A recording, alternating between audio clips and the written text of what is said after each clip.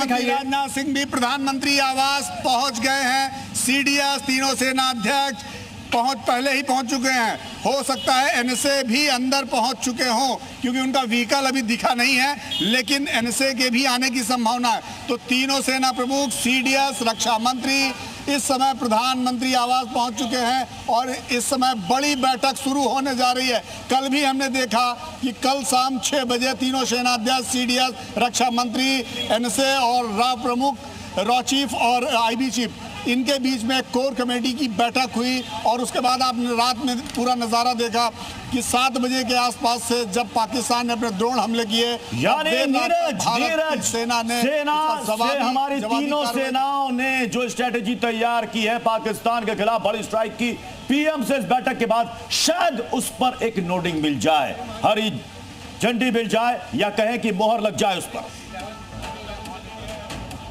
देखिए, जब भी कोई निर्णय होता है तो वो संयुक्त रूप से लिया जाता है। सरकार की विल के साथ सेना और सुरक्षा एजेंसियां काम करती हैं। सुरक्षा एजेंसियों के प्रमुख इस समय पहुंच चुके हैं प्रधानमंत्री आवास। प्रधानमंत्री इस सरकार के सुप्रीम पावर हैं, यानी कि सरकार के मुखिया हैं। ऐसे में उनकी क्या स्ट्रेटजी है वो प्रधानमंत्री से बोलेंगे और प्रधानमंत्री का अप्रूवल होते ही उस पर कार्रवाई हो जाएगी। ये बैठक ठीक उसी तरीके से है नीरज, ये बैठक ठीक उसी तरीके से है जब वो ऑपरेशन सिंगूर सबसे बड़ी स्ट्राइक हुई थी, उस वक्त भी पीएम ने इसी तरीके से सबके साथ मिलकर के एक मीटिंग की थी। तो आप पाकिस्तान की तरफ से जो हमले, नाकाम हमले किए जा रहे हैं, उसके तीसरे दिन ये बैठक ये नहीं बता रहा कि ये कुछ बहुत बड़ी प्लानिंग हो रही है, कुछ बड़ा होने वाला है। जी, प्रधानमंत्री नरेंद्र मोदी के साथ ठीक है। ऑपरेशन जी नीरज, अपनी बात आप पूरी कीजिए। जी, ऑपरेशन सिंगूर से पहले 29 अप्रैल को इसी तरह की पहली बड़ी बैठक हुई थी और उसके बाद बैक टू बैक के करीब हुई थी और बाद में हमने देखा 6 और 7 की रात जिस तरह से नीरज, मैं वापस उठूं, आपकी आवाज में कुछ ग्लिच आ रहा है, मैं वापस आपके पास लौट रहा हूं। इसी बीच बड़ी खबर ये कि प्रधानमंत्री आवास पर ये बड़ी बैठक जारी है। रक्षा मंत्री राजनाथ सिंह पीएम आवास पर मौजूद है। सीडीएस अनिल चौहान इस बैठक में शामिल हैं, जिसकी तस्वीरें कुछ देर पहले की आपको दिखाई थी। तीनों सेना प्रमुख भी इस बैठक में मौजूद हैं। ये बैठक अपने आप में बहुत महत्वपूर्ण है। जी नीरज, अपनी बात आप पूरी करें। मैं आपको बता दूं, अनुराग की 29 को इसी तरह की एक पहली बैठक हुई थी जिसमें प्रधानमंत्री नरेंद्र मोदी ने सेना के प्रमुखों के साथ बैठक की और एक बड़ा निर्णय लिया गया। बाद में 5 बैठकें हुई इंटरनल और उसके बाद आपने 7 की रात को जो देखा वो पूरी दुनिया के लिए एक बड़ा मैसेज था। कल भी हमने एक बड़ी बैठक देखी जिसमें सारे सेना प्रमुख, सीडीएस, एनएसए, रॉ प्रमुख, आईबी चीफ मौजूद रहे और उसके बाद एक रात में किस तरह से जवाबी कार्रवाई हुई, पाकिस्तान को उनकी मान में घुसकर। नीरज, अब तक हमने देखा है, नीरज, अब तक हम पिछले 3 दिनों में देख रहे हैं कि रक्षा मंत्री के साथ रोजाना सुबह के वक्त सीडीएस और तीनों सेनाओं के प्रमुख मिल रहे हैं, लेकिन अब पीएम से डायरेक्टली मिलना, ये क्या कह रहा है नीरज? देखिए, मेरी जो समझ है उसको यही है कि रक्षा मंत्री रक्षा मंत्रालय के हेड होने के नाते सभी तीनों सेनाओं के अध्यक्ष के साथ मिलते हैं और जो रूटीन में जो चीजें होते हैं उनसे समीक्षा करते हैं, जानकारी इकट्ठा करते हैं और उसके बाद जब प्रधानमंत्री के साथ बैठते हैं तो ये एक फाइनल असॉल्ट के पहले की प्रिपरेशन कह सकते हैं। ये फाइनल असॉल्ट से पहले आपने ये 2 शब्दों का इस्तेमाल किया, फाइनल असॉल्ट से पहले, क्योंकि कहा यही जा रहा है कि भाई ब्रीफिंग तो हो रही है, लेकिन ब्रीफिंग के 2 मायने हैं। एक ब्रीफिंग जो अभी तक किया जा चुका है और एक ब्रीफिंग जो अगला टारगेट लॉक करके उसको हिट करने की तैयारी है। उस संदर्भ में भी प्रधानमंत्री नरेंद्र मोदी को ये बताया जा सकता है। का इस्तेमाल नीरज आपने किया, तो जो लोग चाह रहे हैं कि पाकिस्तान का फुल एंड फाइनल होना चाहिए, हिसाब बराबर होना चाहिए, क्या उस दिशा की ओर ये मीटिंग हमें लेकर जा रहा है? देखिए, इसमें कोई शक नहीं है कि भारतीय सेना जवाब देने में सक्षम है और भारतीय सेना जवाब देना भी चाहती है और जब पॉलिटिकल विल उनके साथ हो जाती है तो उसमें 4 चांद लग जाते हैं। भारत के प्रधानमंत्री, सरकार। ठीक है नीरज, आप लौट कर आएंगे। एक बड़ी खबर है जैसलमेर से, इस वक्त की बड़ी खबर सामने आ रही है। जैसलमेर जहां पर मिसाइल के टुकड़े वहां पर देखे गए थे। पुलिस ने वहां पर अनाउंसमेंट शुरू किया है, लोगों को सतर्क रहने के लिए कहा जा रहा है, घरों में रहने की अपील की जा रही है। आवाज सुनिए। बाइक चालक, मोटरसाइकिल चालक अपने अपने घरों की तरफ चले जाए, सब वाहन बंद है। अभी नहीं रहेगा। बाइक चालक, मोटरसाइकिल चालक अपने अपने घरों की तरफ चले जाए, सब वाहन बंद है। अभी किसी भी प्रकार का मूवमेंट नहीं रहेगा। परिस्थितियों को मद्देनजर रखते हुए सभी प्रकार के प्रतिष्ठान बंद किए जा चुके हैं। वाहनों का आवागमन बिल्कुल बंद रहेगा।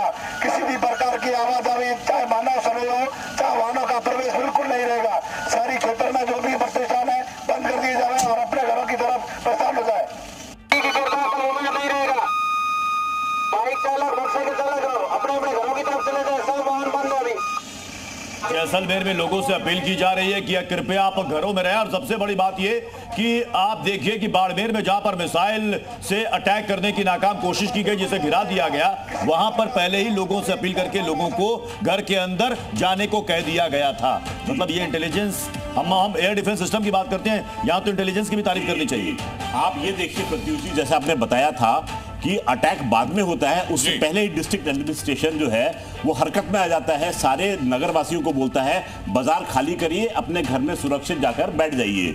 ये दो चीजें दिखाता है, एक कि हमारा सिविल एडमिनिस्ट्रेशन जो है वो कितना मुस्तैद है, कैसे काम कर रहा है और नागरिकों के प्रति कितना वचनबद्ध है। नंबर दो, हमारे पास में पल पल की जानकारी पाकिस्तान क्या स्टेप लेने वाला है वो हम तक पहुंच रही है और सीधी डिस्ट्रिक्ट लेवल तक जाती है, वहां पर हम एक्शन ले लेते हैं और अपने नागरिकों को सुरक्षित कर लेते हैं। और एक और इंपॉर्टेंट बात भी है सर, सिविल वॉलंटियर्स जो हैं, जहां जहां कैंप्स हैं वहां हजारों की तादाद में वॉलंटियर्स पहुंच भी रहे हैं अपनी ट्रेनिंग कराने के लिए कि भाई आपात स्थिति में हम सेकंड लाइन ऑफ कंट्रोल बनने के लिए तैयार है। बिल्कुल तो फौज के पीछे हम लोग कंधे से कंधा मिलाकर हम लोग खड़े होने को तैयार हैं। अनंत, एक और बहुत इंपॉर्टेंट चीज मैंने आज देखी जी। सुबह को जब शंभू मंदिर पर पाकिस्तान ने नापाक तरीके से हमला किया जी। और वो जो उनका अटैक था वो गेट पे ही आके ध्वस्त हो गया था, उमर अब्दुल्ला स्वयं पहुंचे वहां पर और उन्होंने स्थिति का जायजा लिया।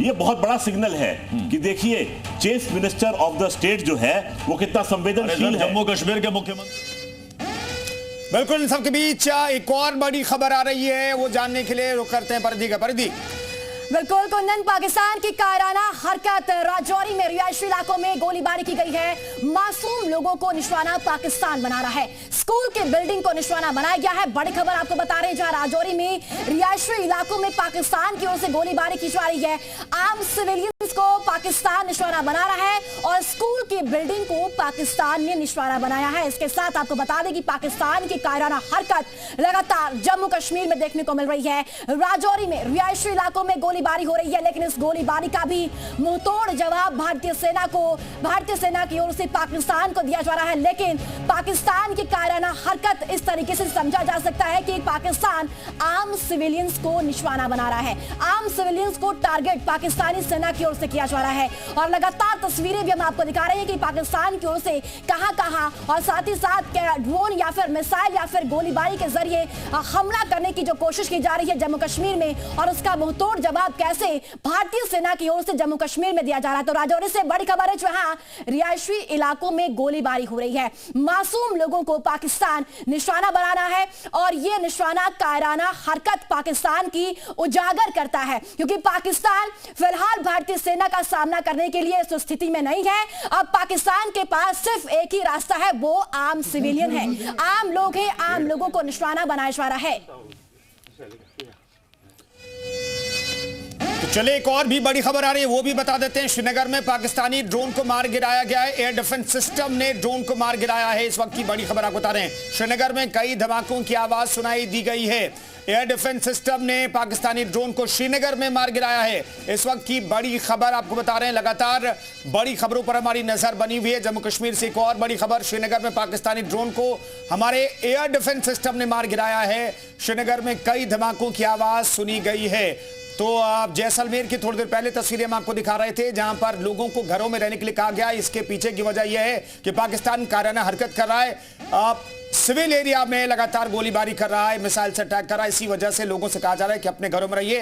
स्कूल और हॉस्पिटल तक निशाना बना रहा है पाकिस्तान, और इसलिए लोगों से कहा जा रहा है कि बॉर्डर इलाके में अगर आपके घर हैं, आपके शहर हैं, तो वहां पर आप अपने घर में रहिए, क्योंकि पाकिस्तान का कोई भरोसा नहीं है। फिलहाल श्रीनगर से बड़ी खबर है, जहां पर कुछ धमाकों की आवाज सुनाई दी है, जहां पर पाकिस्तान के ड्रोन को तबाह कर दिया गया है हमारे एयर डिफेंस सिस्टम ने।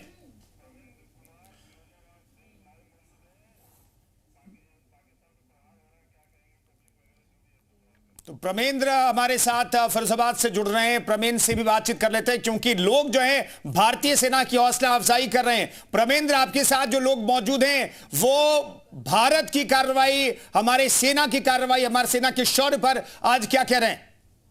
जी बिल्कुल अनुराग, मैं बता दूं कि जिस तरह से ऑपरेशन सिंदूर के बाद जो अब सेना का जो तनाव है बॉर्डर पर, लेकिन हमारी जो जनता है वो उन्हें पूरा विश्वास है कि सेना भारत की जो है वो डट कर मुकाबला करेगी और मुकाम एक हासिल करेगी। जिस तरह से सेना डट के मुकाबला कर रही है, क्या कहेंगे आप?